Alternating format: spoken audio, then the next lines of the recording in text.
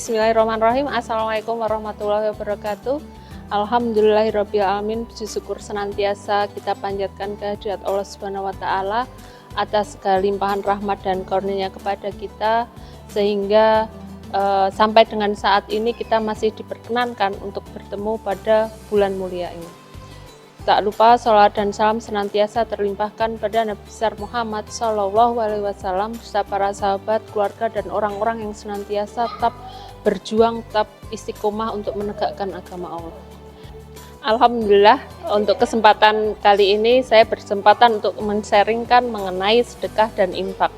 Untuk memulai pada pembahasan kali ini, mari kita awali dengan perbedaan antara sedekah dan infak. Menurut peraturan Basnas nomor 2 tahun 2016, pengertian dari infak adalah harta yang dikeluarkan oleh seorang atau suatu badan usaha yang digunakan untuk kemaslahatan umat. Yang dikeluarkan selain zakat tentunya ya. Jadi harta yang dikeluarkan oleh seorang ataupun badan usaha selain zakat yang dipergunakan untuk kemaslahatan umat. Sedangkan sedekah adalah berupa harta ataupun non-harta yang dikeluarkan oleh seseorang atau badan usaha selain zakat yang dipergunakan untuk kemaslahatan umat.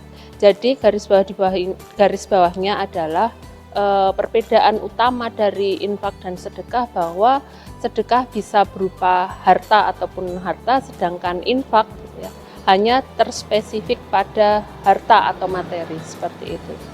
Adapun persamaan dari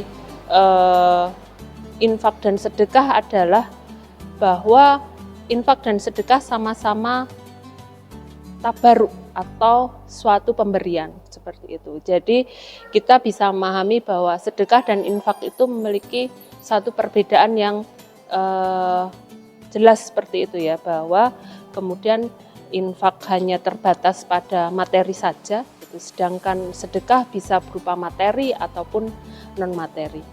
Selanjutnya adalah kemudian kita membahas mengenai keutamaan dari sedekah. Sedekah memiliki beberapa keutamaan ya. Salah satunya adalah sedekah memiliki keutamaan untuk membersihkan harta. Bagaimana kemudian hal itu bisa terjadi? Ada disampaikan pada salah satu hadis riwayat Muslim bahwa sedekah sungguhnya tidak akan mengurangi harta.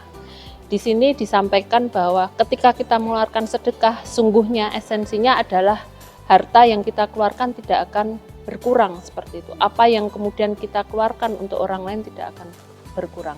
Sungguhnya apa yang kemudian kita keluarkan akan semakin bertambah, baik itu kembali berupa seperti halnya materi yang kita keluarkan ataupun pahala yang akan bertambah dari Allah Subhanahu wa taala. Itu yang kemudian menjadikan apa yang kita keluarkan tidak akan berkurang dan akan semakin bertambah gitu ya. Bertambah dari Allah yang kemudian itu yang akan membersihkan harta-harta kita sebelumnya. Semoga kemudian dari apa yang kita keluarkan, semakin banyak yang kita keluarkan, semakin banyak kemudian yang akan menjadi pembersih harta-harta kita lain yang belum kita keluarkan.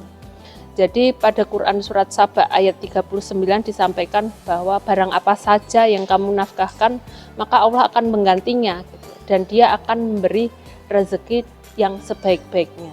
Disampaikan pada Quran surat Saba ayat 39. Jadi jangan pernah ragu, jangan pernah khawatir dengan apa yang sudah kita keluarkan. Maka ketika kita yakin Allah akan mengganti, maka akan Allah ganti. Baik berupa harta yang sama dengan yang kita keluarkan ataupun pahala yang tidak nampak, yang kita tidak tahu Allah akan kembalikan berupa apa. Saat ini sudah memasuki masa-masa akhir bulan Ramadan.